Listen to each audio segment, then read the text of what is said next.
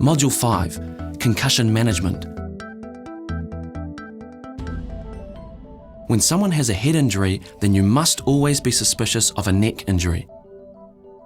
Do not attempt to move an unconscious person unless it is absolutely necessary. If the person is unconscious, keep the airway clear, check that the person is breathing, send for help, but stay with the person till that help arrives. With a conscious person, check to see if there is bruising or bleeding. If bleeding, press firmly with a clean bandage. Ice will reduce the effects of bruising. Check the person for concussion effects.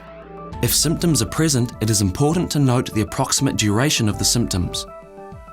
Certain symptoms demand that the person be taken immediately to an emergency medical service. These include any period of unconsciousness, convulsions, vomiting, blood or watery fluid in the ears, or unusual sleepiness. If the person's symptoms, especially headache, get noticeably worse, emergency medical services should be sought. All observations of the person are potentially useful.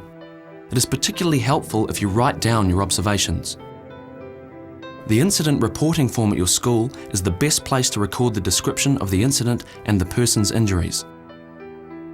It is also important to inform the person's parents or guardians and teachers of the incident. Parents and guardians should be encouraged to seek medical attention for their child.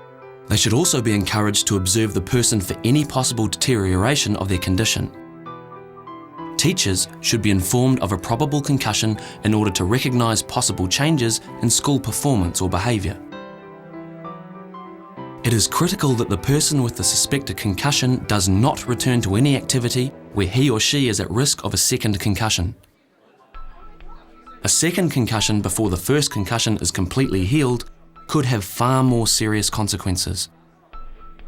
In fact, a person should not return to any sports activities unless cleared to do so by a doctor.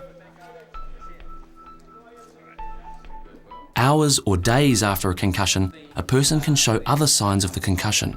For example, the person may be irritable or restless. It's not unusual for a person to have sleep disturbance. These symptoms of concussion can interfere with school performance. For this reason, all teachers should be informed of the concussion. Teachers that know the student well are more able to identify changes in behaviour.